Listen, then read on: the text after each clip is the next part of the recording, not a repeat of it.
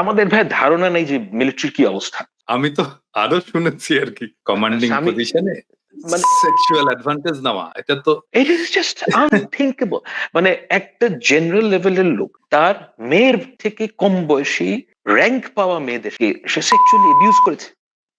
একটা জেনারেল আমাদের বাবাদের কন্টেম্পোরারি অফিসারদের কাছে আমি এই জিনিসটা অনেকের কাছে শুনেছি। এরশাদ সাহেবের তো আসলে এই ব্যাপারে বেশ দুর্নাম ছিল, কিন্তু এরশাদ সাহেব কিন্তু কখনোই কোনো মিলিটারি অফিসারের ওয়াইফদের সাথে কখনোই কোনো অ্যাডভান্সমেন্টের দিকে যাননি। এই সেই ব্যাপারে উনি অত্যন্ত সুনাম আছে ওনার।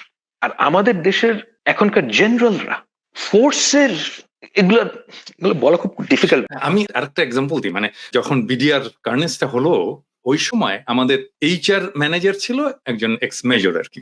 তো আমাকে বলছে সে যে স্যার আপনি জানেন যে একজন আর্মি অফিসার সে কোন জিনিসটাকে সবচেয়ে বেশি ইয়ে করে প্রোটেক্ট করতে চায়, সেটা হচ্ছে যে ডিগনিটি, মহিলাদের ডিগনিটি, আর্মি অফিসারদের ডিগনিটি, আর্মি অফিসারদের ওয়াইফদের ডিগনিটি। আমাকে সে বলছে যে আপনি কখনোই দেখবেন না যে আর্মি অফিসারের ওয়াইফকে কোনোভাবে অসম্মানিত করেছে কেউ, সেটা একজন আর্মি অফিসার মেনে নেবে, কখনোই মেনে নেবে না। এটা বেশি দিন আগের কথা না, 2008 সালের ঘটনা, এবং জাস্ট 16 বছরের মধ্যে এটা পুরোপুরি ধ্বংস হয়ে গেল। ধ্বংস করে ফেলেছে।